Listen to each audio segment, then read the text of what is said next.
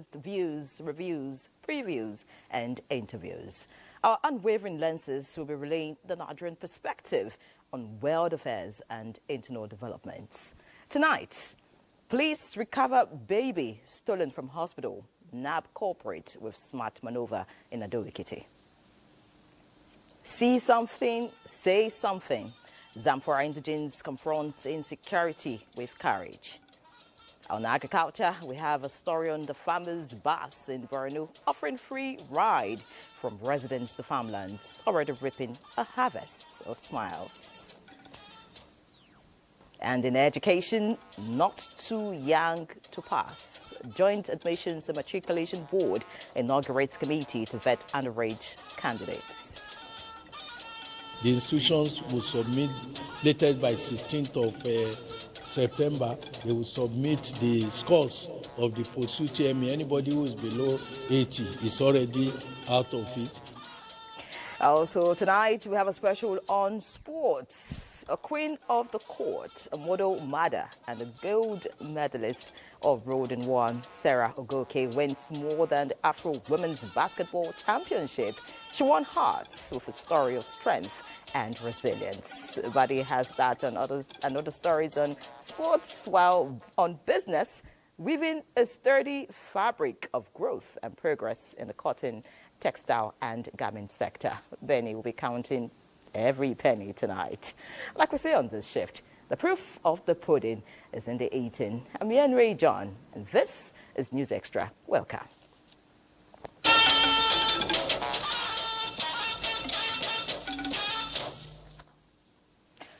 With the stroke of a pen, President Bola Ahmed Tinubu has repealed the 2003 Insurance Act, replacing it with the Nigerian Insurance Industry Reform Act 2025, a law NICOM and stakeholders hailed as a game changer for market growth and consumer protection. Musa Abubakar reports. A historic shift is here. President Bola Ahmed Tinubu has assented the Nigerian Insurance Industry Reform Act 2025, a bold law that replaces the 2003 Act and redefines the future of insurance in Nigeria. With stricter capital requirements, compulsory insurance, and full market digitization, NIRA 2025 promises faster claims, stronger protection for policyholders, and a modernized industry ready for global competition. Praised by the National Insurance Commission as a game changer, the reform is backed by lawmakers, finance minister, and key stakeholders, all united in driving Nigeria toward a $1 trillion economy. The goal is clear: boost market confidence, attract fresh investment, and market Nigeria's insurance sector, a leader across Africa and beyond. The reforms are signed. Now the real work begins. In Abuja, I am Musa Abubakar, NTA News. And talking about our work, Musa Abubakar, we have joining us now the Chief Executive Officer of the Nigerian Insurance Commission, NICOM, Olusegun Ayo Omoshin. Many thanks for joining us, sir. Thank you very much. I'm happy to be here, and good evening, Nigerians. All right, so maybe I should begin by saying congratulations on the act, but how important is the NIRA 2025 for Nigeria's insurance sector? Thank you so much.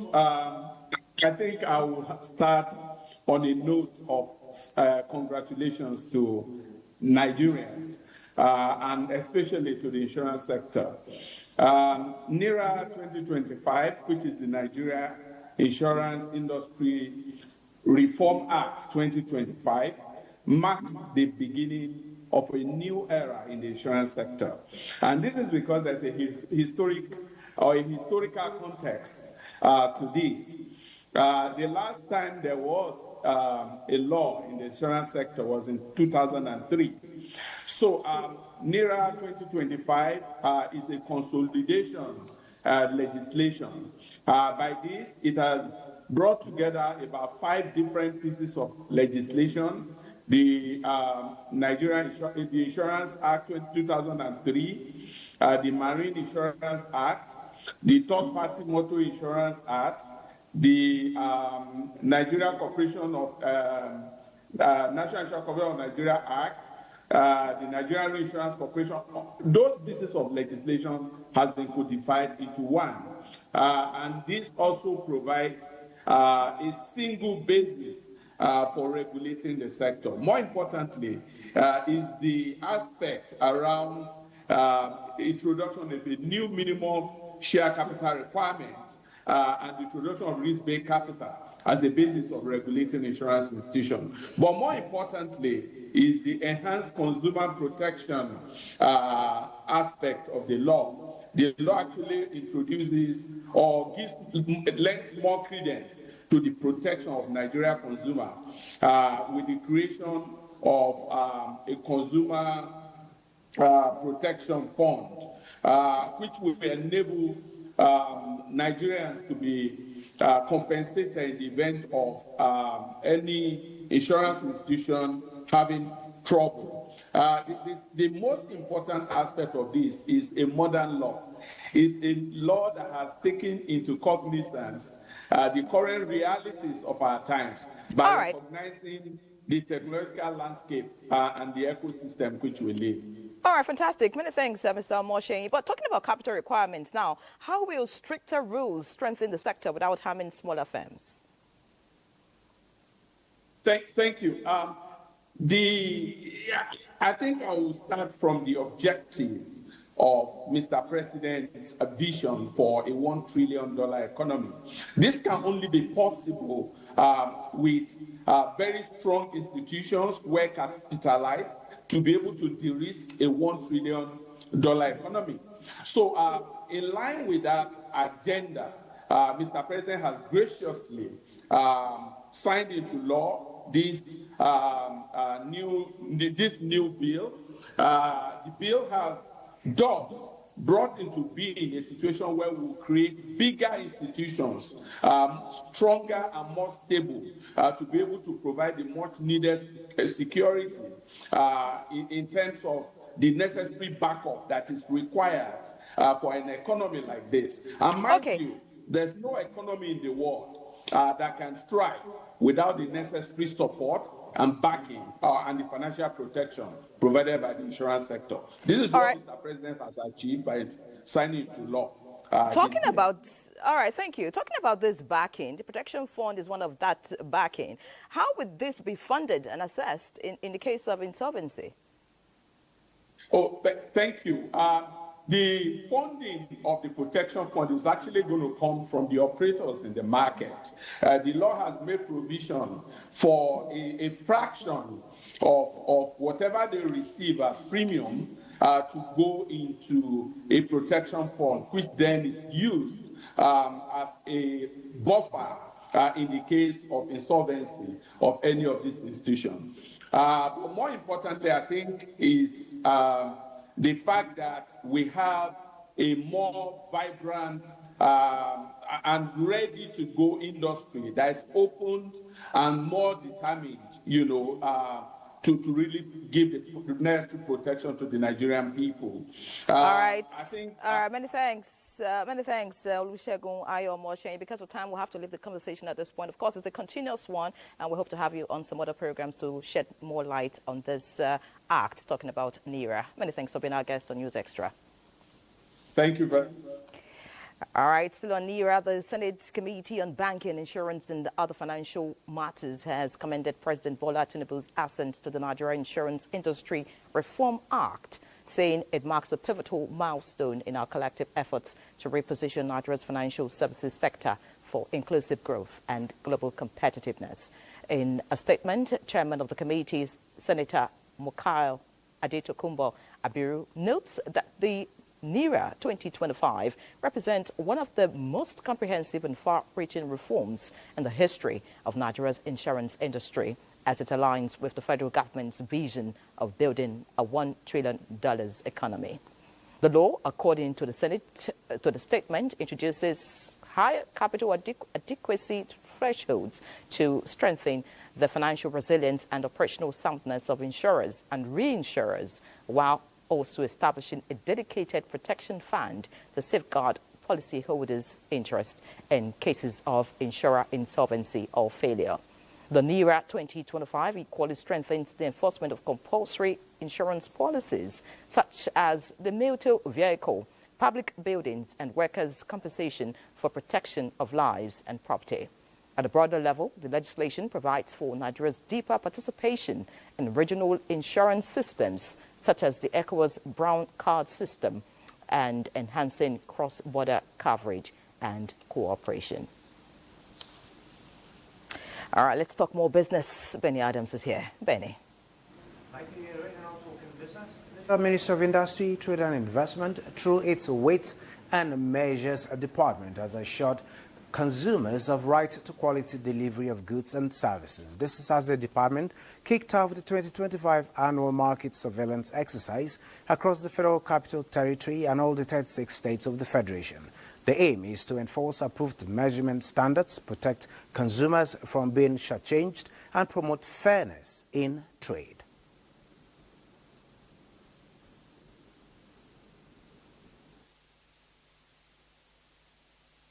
As we are talking now, the Secretary to the Government of the Federation has actually directed the weight and measure to return to crude oil terminals to ensure that what they are lifting from that area, correspond to what is approved in the ministry here. In spite of the fact that this is service rendering, it is at the same time, a base, a very solid base for revenue generation, because the service is paid for. When you have a CNG, you have a petrol. When you come to a filling station, you off your CNG. Immediately when you load it in it, you put your CNG in it, then you put it on to petrol. You use your petrol for like 20 to 30 minutes. Then you go back to CNG. That is the only time you can get the compress, you can get the pressure enough for it to die. If not, your car will be affected. Now talking investment, Nigeria's capital importation rises by 67% to $5.64 billion, with FCT emerging a top foreign investment destination in Q1 of 2025. The report by the National Bureau of Statistics on Nigeria capital importation Q1 2025 says the FCT attracted $7.04 billion to come first from $2.54 billion attracted by Lagos. And during the period, the report added that Lagos is followed by Ogun State with 7.95 million, Oyo with 7.81 million, and Kaduna with 4.06 million. But at this point, we take a look at the figures at the markets. At the end of today's trading session on the Nigerian exchange, investors smiled home with 644 billion naira as the all-share index rose by 0.72%. A total of 1.701 billion shares in 35,100 deals corresponding to a market value of 30.031 billion were traded. Today's data shows 66% improvement in volume, 32% improvement in turnover, but 10% decline in deals. And on the aggregate, 127 listed equities participated in trading, ending with 53 gainers and 26 losers. That is it on business at this time. All right, many thanks, Benny, for serving us these numbers. Let's look away from the numbers now and see what's happening in the National Assembly, as the House of Representatives has asked the Federal Character Commission to lead by example in enforcing constitutional provisions requiring equitable distribution of all cadres of posts in the public service of the Federation. Chairman, House Committee on Federal Character, Idris Wase, stated this while frowning at perceived disparity in the distribution of directors of the Commission at its headquarters and across the 6 geopolitical zones. The House Committee invited the management of the Commission for an interactive session to clear the air over observed contravention of federal character principles in some agencies of government. So are you obeying federal character? So some have retired. No, it's not about some. Are you obeying federal character? I'm aware that just a couple of months ago, few retired, and I'm also aware that next month, which is month of September, by the middle of September, 1 or 2 will retire. So, yes, we know we have to do this equitable distribution.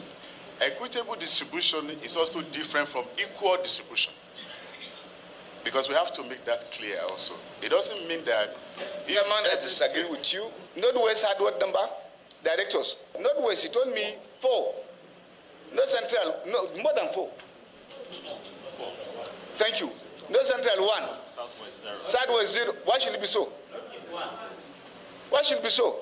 Whether in their promotion and whatever, the constitution is very, very clear as to what they are supposed to do.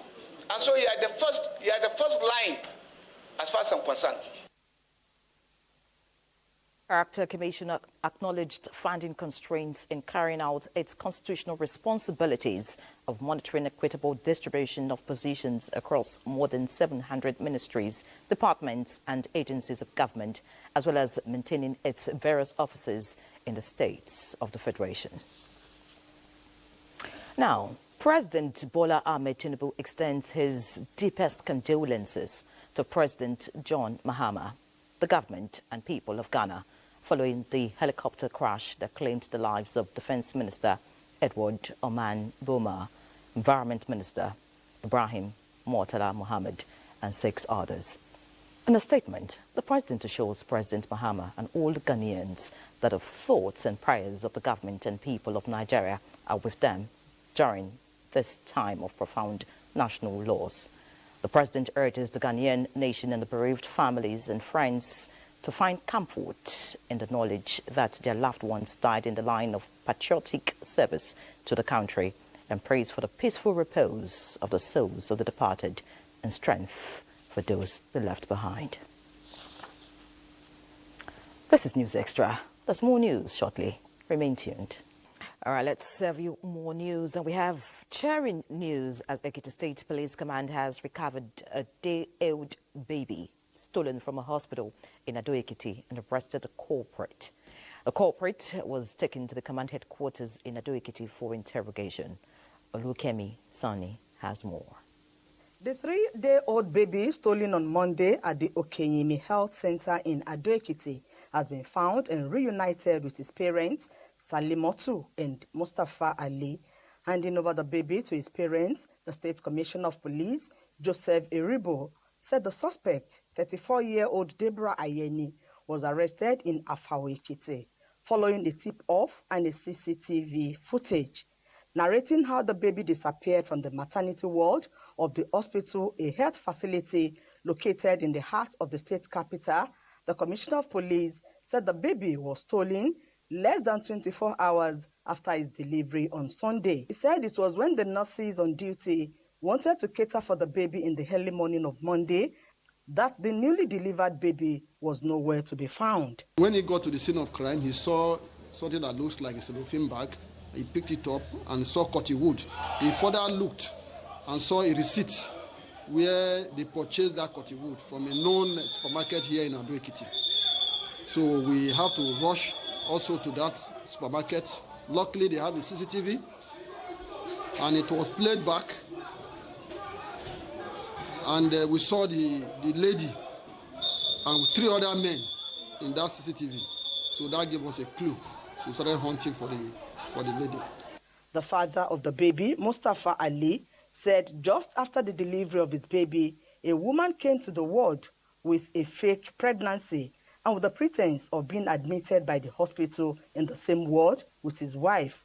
She became so friendly and assisted in carrying and nursing the newborn. He come greet us, we answer her. He carried my baby, he play with her, he drop her. Okay, early in the morning, around by 5:15. So time of prayer he reach. Say make I go prayer come, make you go down. My wife he enter, he carry baby, run away. The culprit, Deborah Ayeni, a native of Afao-Ekiti, who confessed to committing the crime, said she came into the ward with a fake pregnancy, slept over and stole the baby in the morning when the mother went to the toilet and the father to the mosque. She said she decided to steal the baby in order to prevent being abandoned by her boyfriend, who is based in the United Kingdom, whom she had earlier told of the pregnancy. When I got to the hospital, I met them there and we were joking. So in the morning, I was holding the baby and I left with it. But it was all joy and jubilation as the baby reunited with his parents and family at the headquarters of the Ekiti State Police Command. The culprit has been detained and will be charged to court soon. In Ado-Ekiti, Olukemi Sani, NTA News. Justice should be served in that matter, and by the way, congratulations to the family and many thanks to the police. Talking about the police, imagine being offered $17,000 as a public servant to conceal an alleged crime. It takes a disciplined heart to resist such an offer. Interestingly, a police officer was able to overcome this temptation. SP Sentome Obi is that officer, and CSP Shaba Aliyu is also another shining example of a professional police officer. And today, both of them were decorated as Police Officers of the Year 2023 and 2024. Francis Form brings us more details about this very exciting moment. In a solemn yet historic ceremony at the Force Headquarters, the Nigeria Police Force has paid tribute to officers whose careers now stand as case studies in courage and professionalism. CSP Shaba Aliyu, Officer of the Year 2023, and SP Sentome Obi, Police Officer of the Year 2024, emerged top after a rigorous selection process, one deliberately designed to reward not just performance, but character. IGP Kayode Egbetokun sent the NPF jet to convey them to Abuja from states where they are currently serving their recognition. The IGP says it's not an accident. These officers did not lobby for favor. They let their work speak, and the institution has responded publicly, proudly, and with full institutional endorsement. This year's ceremony comes with a transformative policy shift. Any officer who earns the national title of Police Officer of the Year or secures back-to-back category commendations will be recommended for accelerated promotion, an initiative now being implemented in full view of the nation.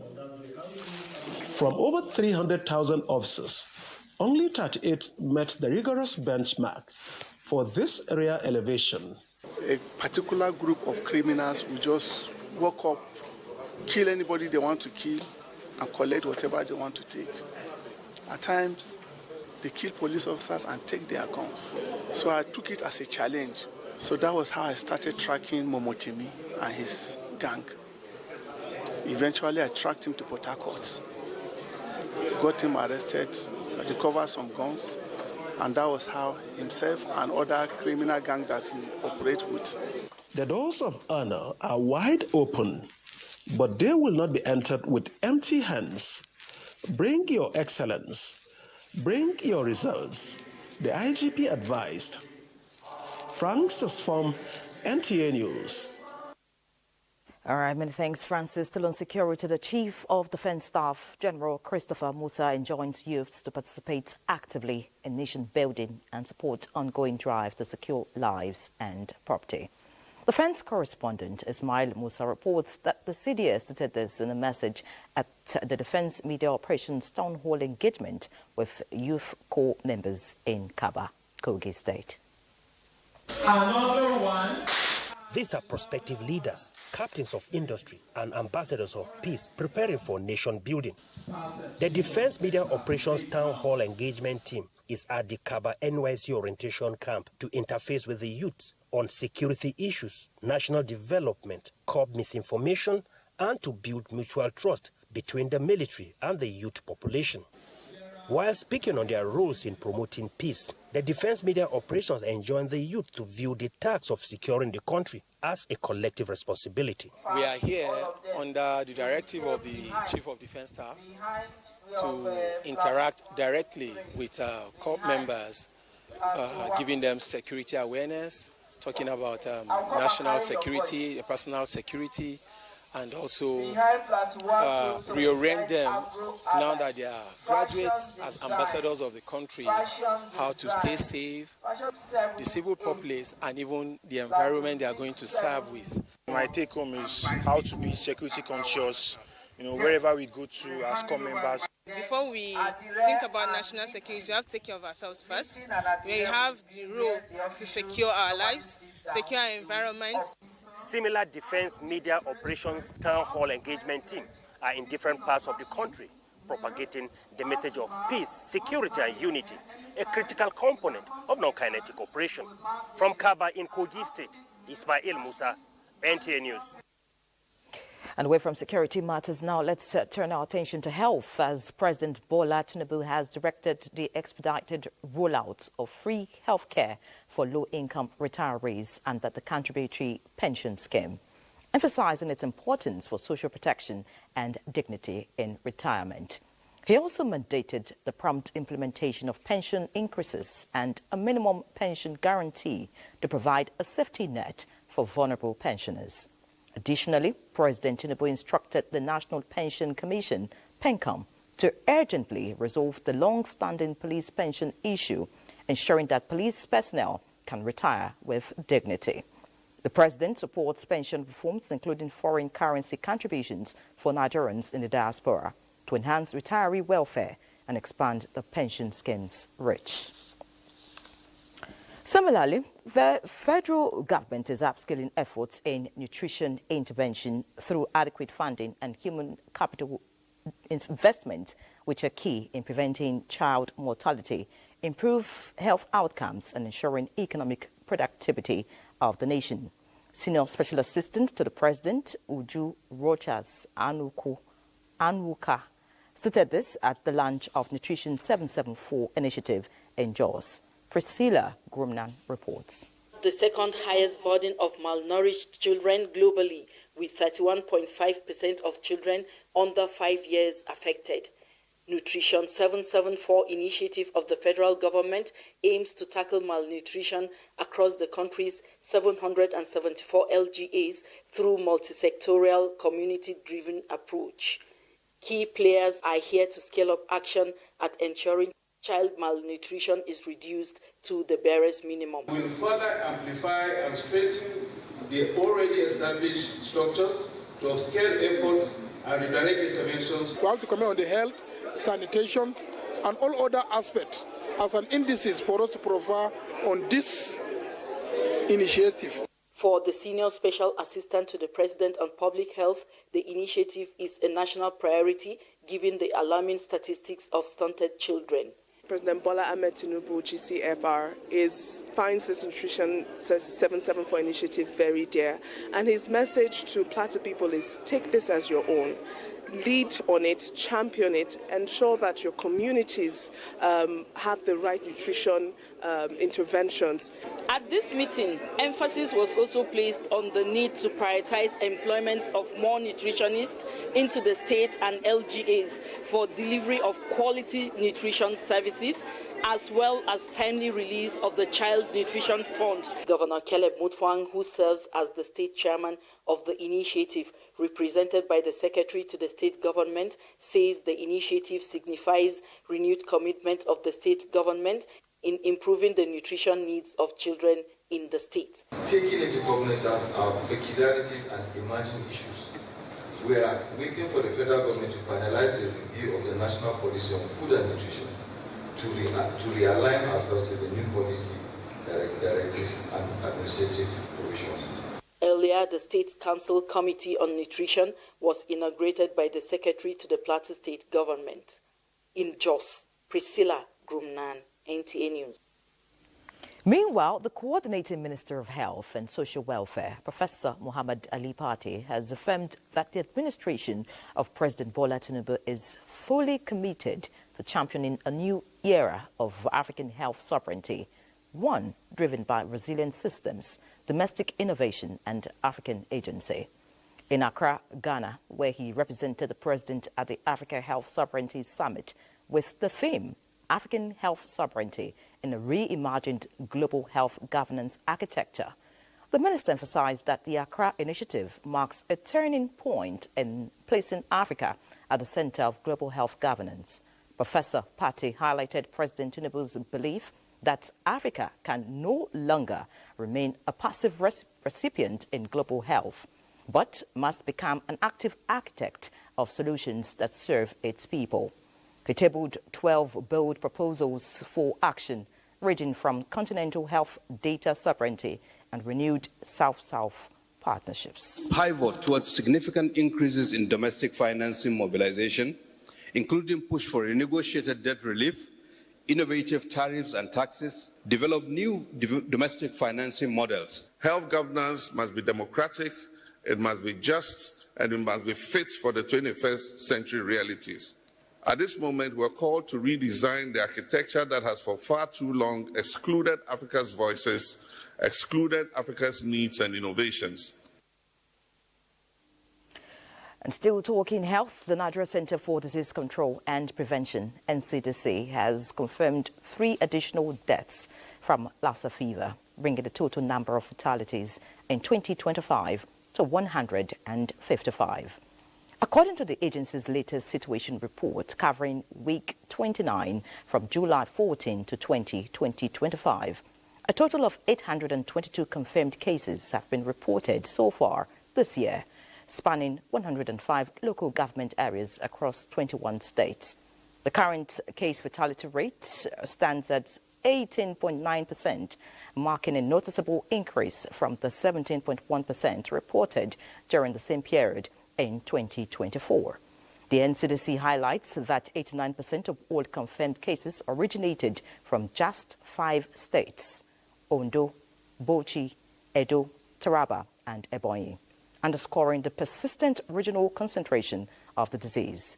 The number of newly confirmed cases remained unchanged from the previous week, with all new infections recorded in Ondo and Edo states. Notably, no new cases were reported among healthcare workers during the review period. The report also pointed to a year-on-year decline in both suspected and confirmed cases when compared to 2024. In response to the outbreak, the NCDC reassures the public that the National Lassa Fever Technical Working Group, a collaborative multi-sectoral response team, continues to lead nationwide containment effort. The agency urges Nigerians to maintain proper hygiene, avoid contact with rodents, and seek prompt medical attention if symptoms occur. Away from health, let's talk agriculture. Meet Borno farmers who till the land and bring forth the harvest that feed their communities and beyond. But for them, reaching their farmlands on time is always a challenge. Hours spent walking to farmlands and carrying heavy load have taken a toll on their bodies and their livelihood. But now, thanks to the Borno State government's Free Farmers Transport Initiative, farmers no longer have to trek for hours, easing the burden of transportation and renewing hope for a more productive harvest season. Pauline Kodivana will talk us through this.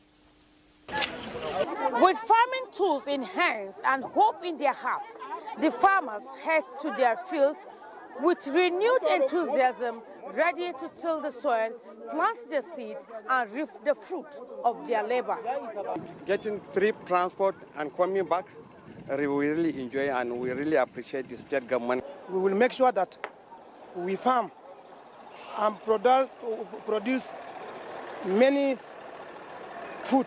This is the 4th year this initiative is providing pickup vans, golf wagons, open-body tricycles and Borno Express buses to convey farmers daily from the city to their farmlands and back completely free of charge. On average, each farmer saves between 500 and 1,000 naira daily in transport costs, a significant relief in today's economic climate. The scheme, which officially commenced over the weekend, is expected to run throughout the rainy season until the harvest period. Each day, the farmers are conveyed early in the morning under the protection of a combined team of security operatives and allowed to work on their farmlands for about 7 to 8 hours before being transported back to the city. Many who had abandoned farming have now returned thanks to the governor's initiative. With this free transportation, we can now go to our farms with ease without the burden of transport cost or security threat. My farmland is nearby, but before now, I used to spend 400 naira daily on transport. We are very happy. My family and I will now be able to save a lot of money. The state government has engaged us, and we are grateful to be earning a steady income to sustain our businesses and livelihoods. We sincerely thank the government. Commissioner for Youth, Sport and Poverty Alleviation, who also serves as chairman of the Free Farmers Transport Initiative, Abuja, commended the unwavering commitment of the security forces in providing cover for the farmers and urged the beneficiaries to adhere strictly to the scheduled closing time, has approved by security personnel to ensure smooth and safe operations throughout the farming season. Every year, the state government is spending 216 million naira for the cost of transportation. So I'm using this chance to call on all the farmers to ensure that we plant plants like sorghum, maize and millet.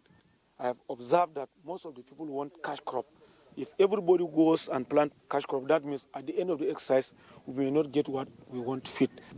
The Free Farmers Transport Initiative is one of the state government's ongoing efforts to revive agrarian livelihoods, strengthen food security, and cushion the economic impact of insurgency and displacement in Borno State. In Maiduguri, Paul Nkujevana, NTA News. Many thanks, Pauline, for that report. Now joining us for this conversation in our Maiduguri Network Center is the Borno State Commissioner for Information and Internal Security, Professor Usman Tar. Many thanks, Prof, for joining us.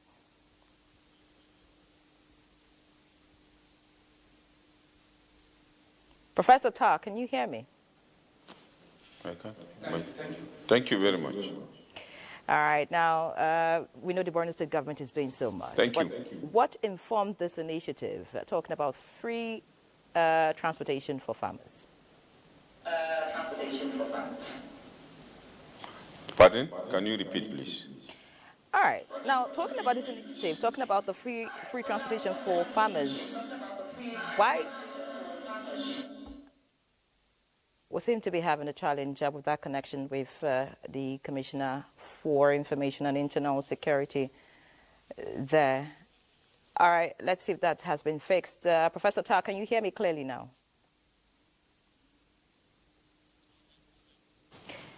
Very well. All right, so let's get into it quickly. What informed this initiative, talking about the free transportation for farmers?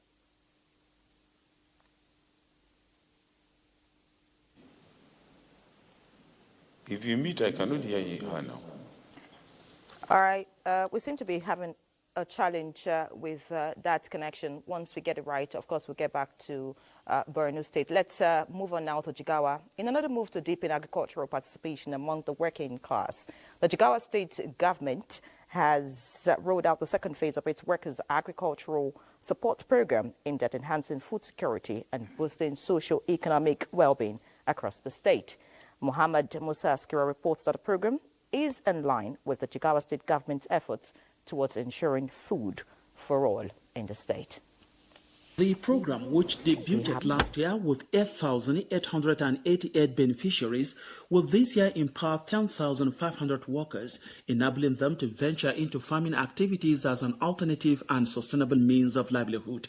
Under the initiative, loans will be disbursed to beneficiaries and recovered through a structured salary deduction plan, making the scheme self-sustaining and impactful. Flagging off the program on behalf of Governor Umar Namadi, the Deputy Governor Aminu Usman stated that the government remains committed to providing practical support that will uplift citizens and stimulate agribusinesses in all sectors of the society. This program is a clear demonstration to our unwavering commitment to improve the livelihood of our civil servants and public officials to sustain their agricultural transformation in line with the present administration 12-point agenda. We are vigilant leadership and unwavering support for agricultural reform and the welfare of our civil servants have been the driving force behind this initiative. Overarching goal of this program is to address critical challenges of food insecurity and economic hardship. With this second phase, authorities say more workers will be encouraged to embrace farming as a viable economic venture while contributing to food production and job creation across the state. From Dutse, Muhammad Musa Askira, NTA News. All right, looks like we've re-established connection with our network center in Borno State. Commissioner Usman Tar, if you can hear me, I'd like to find out what informed the government's decision to give free rides to farmers in the state. All right, that seems not to be tidy at the moment, so let's look at other news. All right, before we take more news, let's pause. Many thanks for staying with us. Let's get back to Maiduguri now. It looks like there's a perfection to that connection. Professor Usman Tar, if you can hear me, I wanted to find out why the government decided to give free transportation to farmers in the state.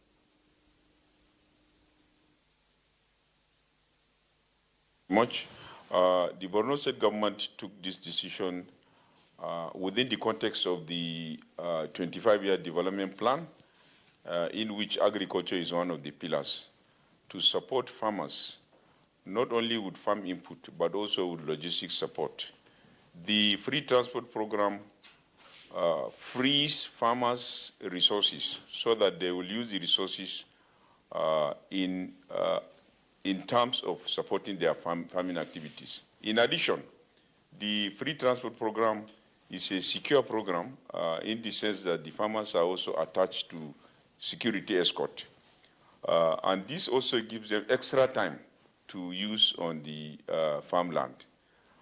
This is all happening because Borno is an active war zone.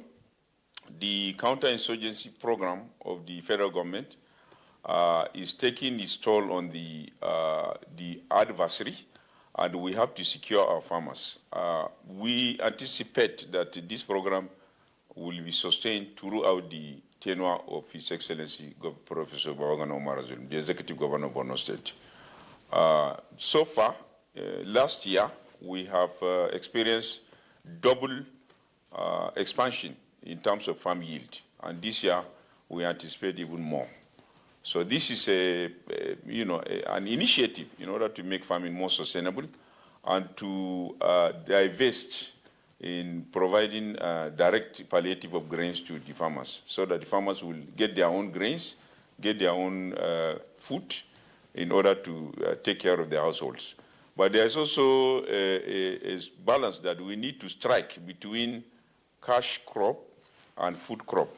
Most farmers are given the latitude to choose whatever they want to farm. Borno's land is very fertile. Whatever you plant, you get high yield. So we are encouraging the farmers to strike the balance between food and cash crops so that they have enough food while also, growing cash crop that they will use in order to enhance their family income. So the 200 million naira that we spent, the government spends, will actually yield a lot of profit in terms of household income. So the program is going to be continued for as long as the tenure of His Excellency Professor Babagana Umar Zulum lasts. All right, many thanks, Professor Tar. Fantastic initiative, I must say. But we gather that over 200 million naira is being spent annually for this initiative, like you mentioned. Could you help us appraise the benefits with what has been expended? I mean, is it profitable to continue in this direction?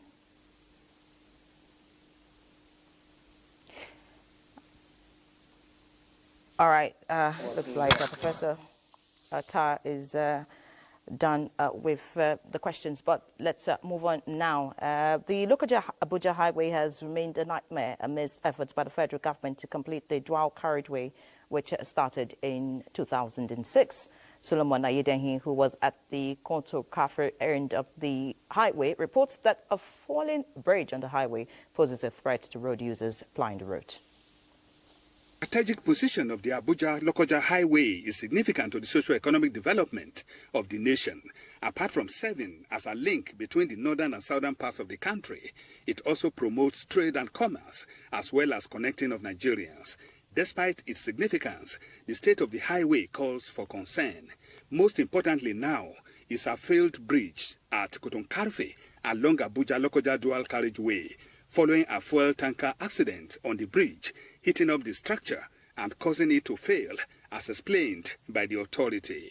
The continued pressure by heavy-duty vehicles in the aftermath of the accident has weakened its expansion joints, causing dangerous potholes on the bridge.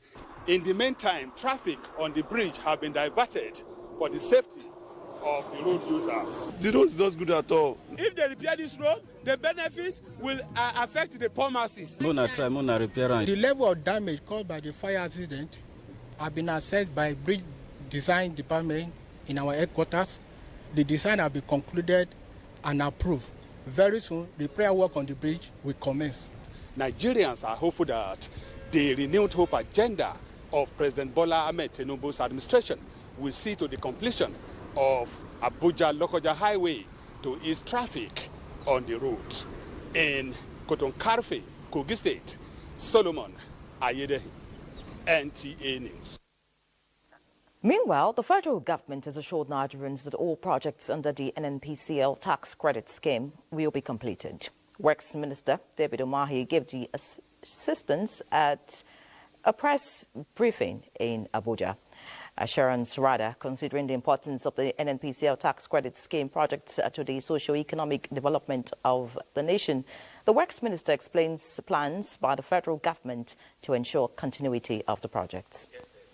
The NNPC project, we will need a total of 3 trillion naira to have them totally completed.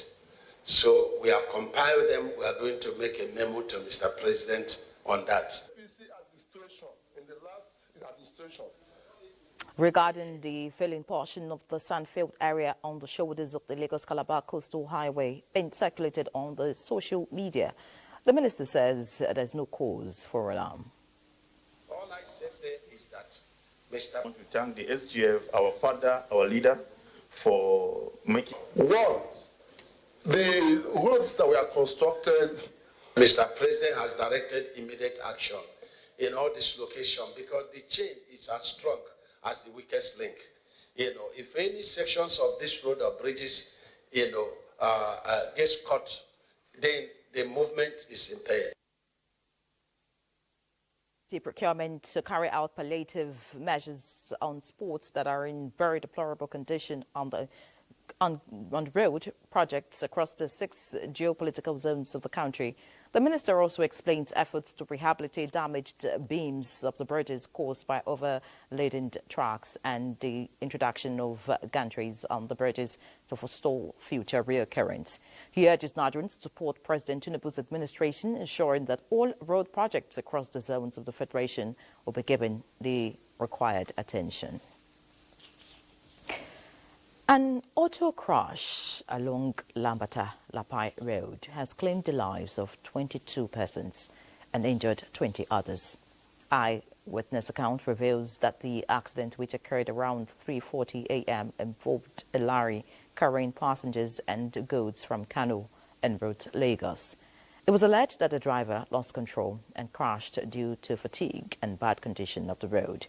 The Federal Road Safety Corps Safety Sector Commander Aisha Saudu confirmed the accident and cautioned transport companies and drivers against night travels and that vehicles must be in good condition before plying the roads. The Federal Road Safety Corps has arrested more than 100 road traffic offenders who drive against traffic around the Nyanya-Karo axis of the Federal Capital Territory. Oyeye Miajayi joined the special patrol conducted by the Corps and filed in this report. It's another busy day on the road, but not for these drivers. The Federal Safety Corps had rolled out a special patrol, targeting those who still insist on taking one-way routes despite the risk. There was no room for status or sentiment. Once caught, offenders were pulled over without hesitation.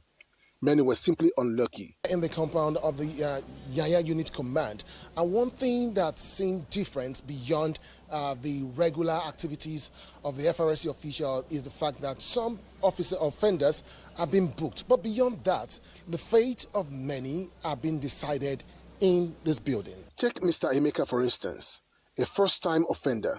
He pleaded with the mobile court for mercy, but the law, it stayed firm. Defendant is hereby sentenced to pay a total fine of 65,000 naira for the traffic offences so committed. In addition, the defendant's driver's license shall be suspended for 6 months, starting from today. This is the judgment of the court. As the court pleases. Yesterday, 63 people were prosecuted. Today, so far, 46 are prosecuted. It's not going to only stop here. We are going to extend it to other parts of the country. Most importantly, the issue of riding against traffic. There can be nothing more dangerous than somebody opposing the general traffic, and that is exactly what we are doing. While enforcement was top of the agenda, this was also a chance to educate motorists and bikemen alike on just how dangerous one-way driving can be. Hit me and I had a fracture on my leg. Oyeyemi Ajayi, NTA News. Let's look away from road issues now. Elimination of human interference and strict compliance with appropriate standards can help in checking recurring cases of building collapse in Lagos and Nigeria at large. In this report, Diana Adley takes a look at integrity of buildings and how people can know when the alarm bell rings. A roof over one's head is supposed to be a safe haven. However, scary scenarios have shown it may not be so, as some don't sleep with their eyes closed. In Lagos, the integrity of buildings, even right from construction, has caused many to pay the ultimate price. The record has been horrifying, from series of building collapse over the years to the November 1, 2021 case, when the state recorded the first high-rise 21-story building collapse on Gerrard Road, Ikoyi, a tragic situation that claimed about 48 lives, including that of the owner of the property, and other cases in year 2025. Crucial questions that need answers are these. Are there warning signs that indicate a building or ongoing construction is distressed? Buildings also have a way of speaking to us. So some of the signs include cracks on the walls. Sometimes you will see it in beams or even the floor themselves, especially diagonal cracks or widening cracks are the ones that are very dangerous. Experts shed more light on the type of sand needed for construction, quantity and quality of cement, and other appropriate materials for building standard structures. Follow the rule, follow the policy, the regulatory process. When they are submitting design to you for approval, before it gets to construction stage, don't just get your checking list and say, oh, please, do they have structural drawing? You take. Do they have your technical reports? You take. Adhering to standard practices and using quality building materials, experts insist are key to reducing the menace of building collapse in Lagos and Nigeria at large. Diana Ajale, NTA News. As concerns about security continue to grow, Nigerians have been urged to be vigilant and take an active role in reporting suspicious elements or activities with the See Something, Say Something initiative. Now, this concept, according to residents of Zamfara State, will help prevent crimes and enhance public safety. From Gusau, Haliru Mohammed reports that the campaign for the See Something, Say Something is gaining traction. Ensuring public safety is a shared responsibility that can be achieved through various means, including the See Something, Say Something initiative. It is a way of maybe keeping our society secured. Does not mean that maybe if you have somebody who happens to be your neighbor, maybe you now develop suspicion against that person, don't you keep quiet. Ensure I'm alert. I'm alert to see, vigilant to see.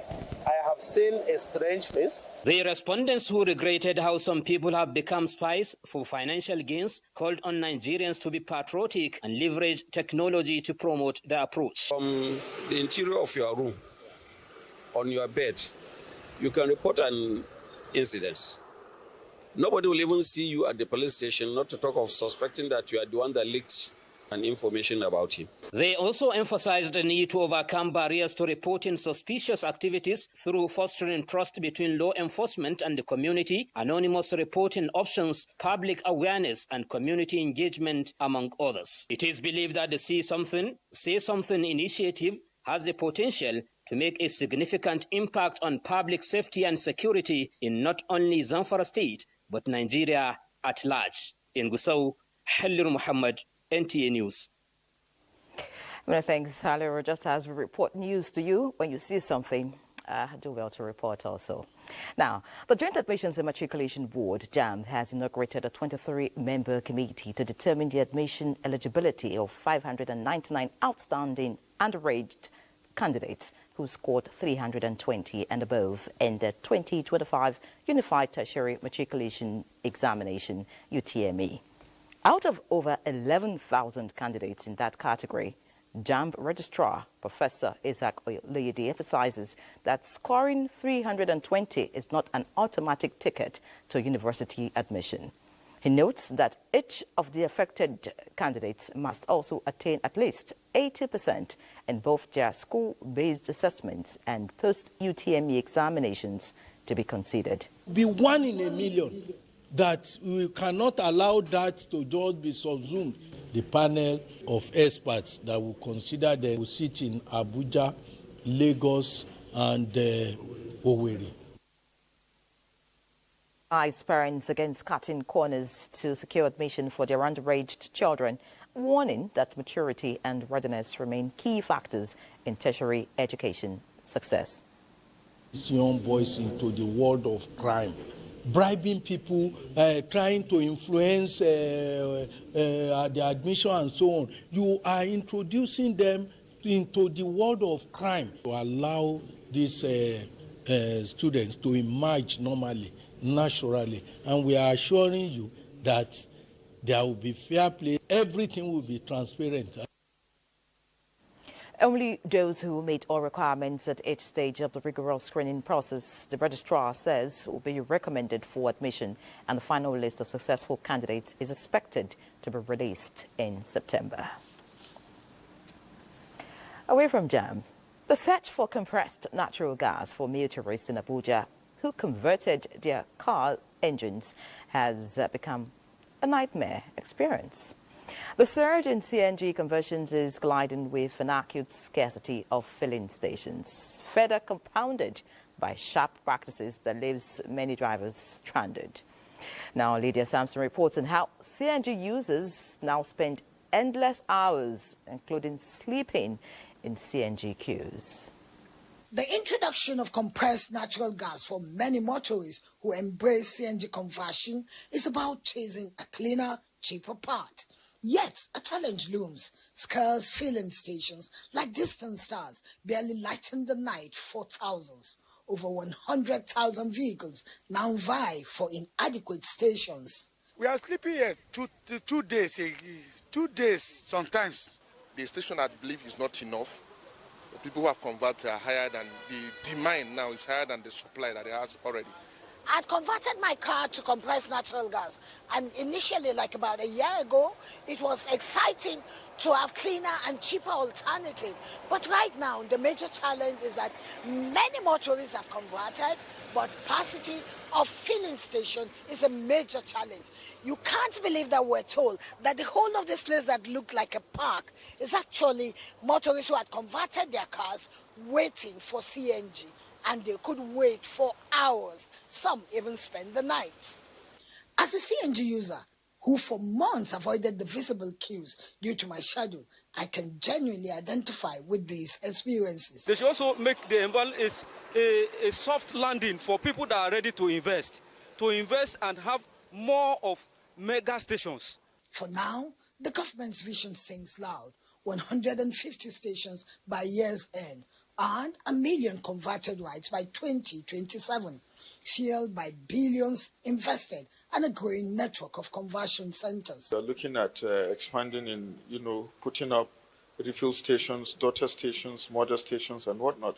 Safety is number one. We have to be very careful about that, and we need to make sure what we are bringing out, we are getting the result back at the end of the day. Yes. The private sector's cautious steps reflects the lofty tone of billion-naira ventures needed to build new stations, a costly symphony requiring both courage and capital. Investments will lag demand if the environment is in a growth phase. But as that happens because investment continues to come in, then supply will increase, and then demand and supply will balance out, right? And also price will then come down. In Abuja, Lydia Samson, NTA News. There's more news in a bit, but for now, let's take some commercials. Glad to have you back. President Bola Tinubu congratulates 3 Nigerian students, Nafisa Abdullahi Aminu, Rukia Muhammad Fema, and Hadiza Kashim Kali, on their outstanding achievement at the 2025 Teen Eagle Global Competition in London. The students excelled in English language, communication skills, and debate, with Nafisa named overall best in English language skills. Rukia emerged as the overall best in debate, and Hadiza winning the Outstanding Talent Award, gold medal. The president commends these exceptional young Nigerians for their feat, affirming that their achievements brightens Nigeria's future. He also praises the quality of Nigeria's education system, which nurtures talented individuals. President Tinubu encourages the students to remain dedicated to their studies, wishing them continued success. He reaffirms his administration's commitment to education, highlighting investments in the sector and initiatives like the Nigerian Education Loan Fund, NEL Fund, to support indigent students. A bit on politics. President Bola Tinubu's administration has received commendation for its efforts towards the development of northern Nigeria, with numerous key projects already in progress across the region. This was the core message at the All Progressives Congress APC stakeholders meeting held in Kano, where party leaders and stakeholders praised the president's initiatives aimed at improving infrastructure, enhancing security, and driving economic growth in the north. Awal Salisu reports. The meeting brought together party leaders, elected officials, elders, and some political appointees from Kano State to express their appreciation for President Tinubu's administration. The stakeholders at the meeting cited key initiatives by the federal government aimed at revitalizing infrastructure, improving security, and promoting economic development across the region. This in addition to ongoing projects in transportation, agriculture, and youth empowerment, as evidenced by the administration's commitment. The resolution is that we are with the President Bola Ahmed Tinubu 100%. Our main aim of this meeting is for us to come together, for us to show the world that APC is still intact in Kano State. We have to sensitize our people, more especially those at the grassroots. That is why we call everybody from the local government. We are aware of the good projects, infrastructure, education, agriculture, and of course the major of it, defense. From Abuja to Kaduna, Zaria to Kano, as you can see that project has gone far. Our convergence here show our commitment. It shows that we are under one umbrella. The APC stakeholders emphasized the message of unity and collaboration as essential to building a stronger, more prosperous Nigeria. In Kano, Awal Salisu, NTA News. Meanwhile, the governing All Progressives Congress has been in the media headlines for many rational reasons since the emergence of a professor and astute public administrator, Nentawe Yewada, as its 7th national chairman. But as a salient path of this leading character in the new chapter of the governing party that some Nigerians do not know about, which political correspondent Abubakar Akwanga will now unravel. Born some 57 years ago from the extraction of gas in Kanke local government area of Plateau State into the family of a Christian instructor, Yewada rose from primary to tertiary institutions and finished with distinction, earning him a pride of place in the heart of academics. He was later appointed Resident Electoral Commissioner of Benue State from 2017 to 2021 and later joined the governorship race in Plateau State in 2023, which he lost to his closest rival in the People's Democratic Party at the Supreme Court. He was later appointed Minister of the Federal Republic of Nigeria and assigned to the Ministry of Humanitarian Affairs, Social Development and Poverty Reduction. Yewada in July 25 was chosen at the 14th National Executive Committee meeting to lead the party as its 7th national chairman after the exit of his predecessor, Dr. Abdullahi Umar Ganduje, who resigned on health ground. Our journey as a government and as a party has been fulfilling and rewarding. I pledge without hesitation that I will work with everybody in the party. I'll unite the party. I'll build the party. I'll expand the party with you as the focus and the building block and the support that I will require to drive the party as needed by all of us so that we can fulfill the dream of Nigerians who have reposed their hope in the Renew Hope agenda. Look at him here. This is handsome, tall man, full of energy and intelligence. I think our party were very excited and happy with the choice of our new national chairman, and we are confident that it is what we are looking for. Yilwada's transition into party politics is first seen as an advantage owing to his unblemished records with INEC and vast knowledge as ICT expert, which will assist in fast-tracking the party's e-registration process nationwide. His emergence also marked an end to the trail of agitations for the restoration of the national chairmanship seat to the North Central after the geopolitical zone was cut out of the equation following the exit of Abdullahi Adamu in 2023. Professor Natanwe Yilwada said as a bridge between the old and the new generations, he will continue to midwife the demography for the unity, peace, strength and tranquility of the governing party. As for him, a genuine leader is not a searcher for consensus, but a molder of consensus. In Abuja, Abubakar Akwanga, NTA News. In other news, residents of Kwara and Niger states bordering Benin Republic jubilate over news of DSS capture of Mahmouda terror group leader Abubakar Abba Mahmouda. Villages in Borotin, local government area of Kwara State, whose communities have suffered the most attacks at the hands of Mahmouda terrorists, are happy about the disappearance of Mahmouda, a situation that has put his followers in disarray. News filtered into the community that officers of the Department of State Services, DSS, may have covertly tailed and captured Mahmouda as he visited one of his numerous witch doctors. Residents thanked President Bola Tinubu for responding to their cries for help, expressing the hope that news of Mahmouda's capture by the DSS would restore peace to the traumatized villagers. Mahmouda, a breakaway faction of Boko Haram believed to have links with terror groups in neighboring countries, migrated to Niger State over 5 years ago after dislodging guards at the Kainji Lake National Park. Let's talk sports. She's a mother, a surgeon, and now the first player to win 5 straight Afro basket titles. Just 7 months after giving birth and grieving her father, Sarah Ogoke returned to the court for Nigeria, balancing motherhood with medals. In this special report, we bring you the story of sacrifice, strength, and history. The story of Sarah Ogoke. Bright Ebucho has the details. While Nigerians are still basking in the euphoria of the D-Tigress' extraordinary achievement, clinching a record 5th consecutive FIBA Women's Afro Basket title, one name shines a little brighter in this moment of national pride: Sarah Ogoke. The 35-year-old guard, a founding pillar of the golden generation of Nigerians women's basketball, has carved her name into the history books as the first player to win 5 consecutive Afro Basket titles. But Ogoke's latest triumph isn't just about trophies. It's about perseverance, patriotism, and personal sacrifice.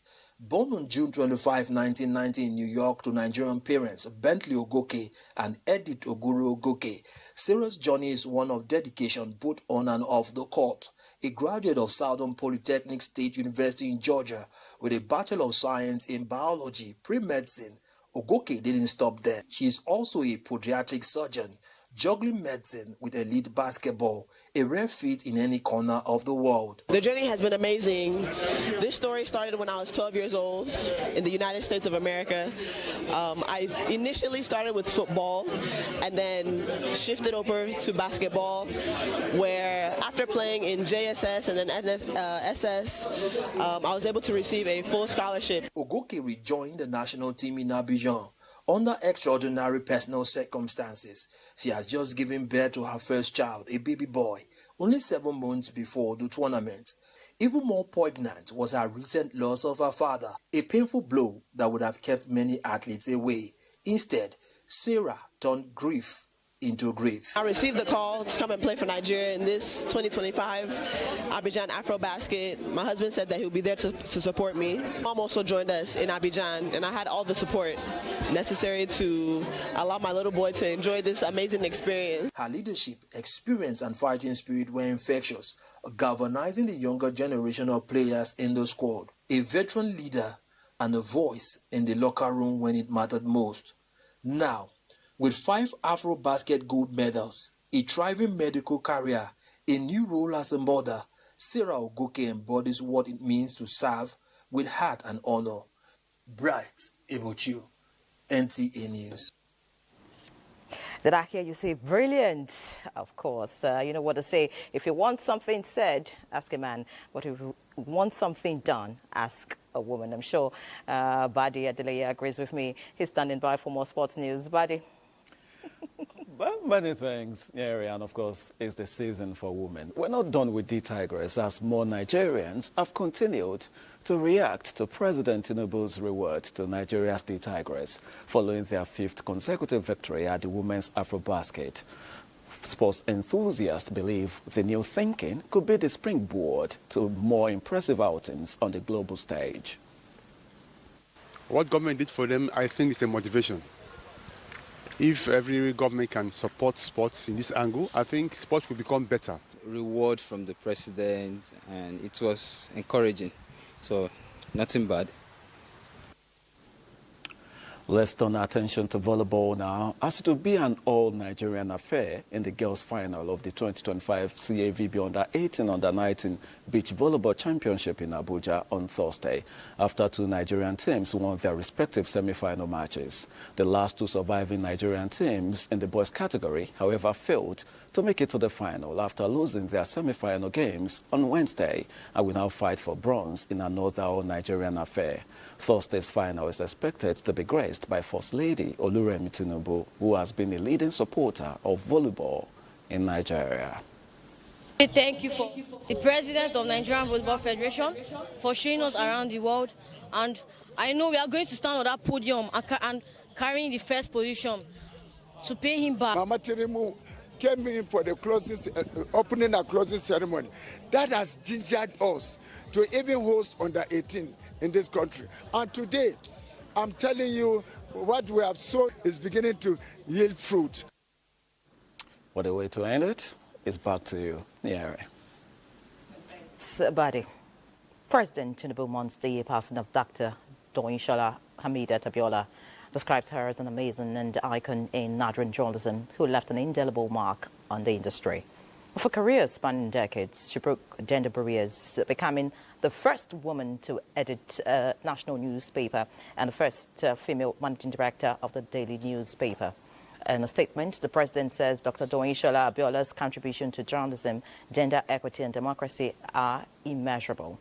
President Tinubu sends his condolences to her family, the Abiolas and Abaoba families, and the people of Lagos and Ogun states.